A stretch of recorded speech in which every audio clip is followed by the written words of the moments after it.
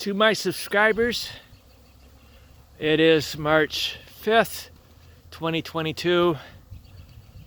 I've had 9 years experience beekeeping, and I've got to say, I'm not bragging, but I got to say these are the strongest colonies I've ever had. Not just the most colonies I've ever had, but the strongest. I stopped buying bees in 2017 and I went back to breeding my own, and I'm using acylic acid for varroa mite treatment. And it's a lot of work, but I gotta tell you, it's great success. It doesn't kill queens, it doesn't kill your honeybees.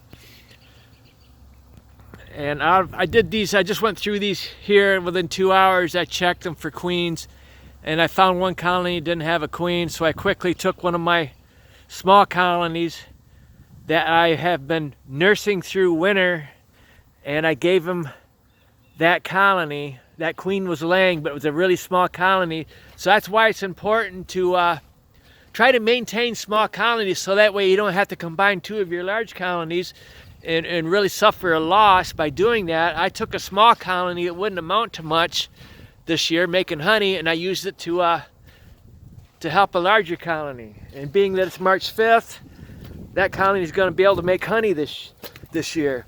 Now this is what I'm going to do next winter for all you my subscribers. This is just an example here. This is on the south side of my garage. I don't have any insulation board right now, but I'm going to buy some insulation board this summer or this fall. And then I'm going to build 3 sheets, probably 3 sheets, wall panels that I'm going to be able to pick up and take out. And I'm going to put my small colonies up against the garage here, the ones that I create during the summer this year. I'm going to go up against the garage. I'll probably stack them maybe 3, 4 high. I haven't figured out how high, but anyway, they'll be stacked here. And come January, end of December, when it gets really, really cold, I'm going to put up these insulated wall panels along here.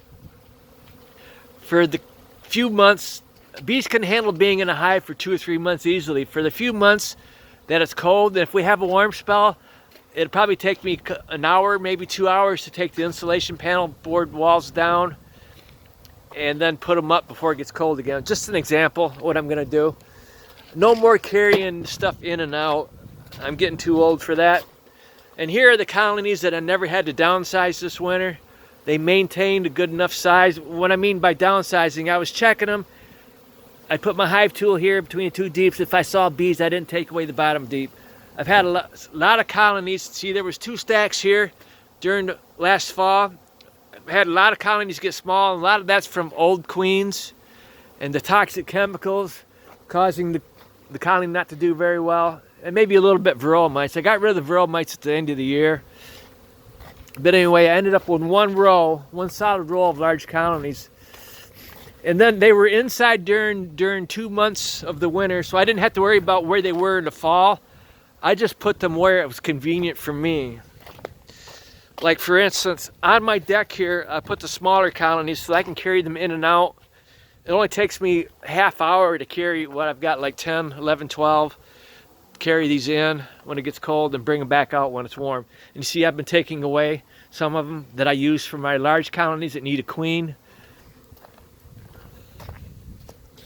My goal is to have 3 apiaries making honey, and I'm going to have to start making queens, putting mating nukes at my apiaries that make honey beginning of summer, because I can't make only so many queens here at this location here at home. So I'm going to have 4 locations, 3 apiaries, and here at home making new queens. And so I'll have 4 locations actually making new queens, and 3 making honey, if you could understand what I'm saying. I went through these, started going through these yesterday. During the winter, you only have a few hours you can actually check a hive before it gets too cold. But anyway, I started right here at 16, and guess what? I found a drone layer. So I said, oh hell, is this how my year's gonna go? So I killed that queen, caged another queen, stuck it in there, and today I took that queen out. I don't have time to wait 2 or 3 days. It wasn't a very good quality queen. She doesn't look very big, so we'll just see what happens. Anyway, when I get done with this video, I got to continue going through these, see if they have a queen, a laying queen, or just a queen. I'm not really concerned if she's laying right now. And if I see the bees on the pollen, I don't go any further. I stop and I go to the next hive. But if I don't see them using pollen, that doesn't mean the queen's not laying. It just means they're not using the pollen substitute, what I'm saying.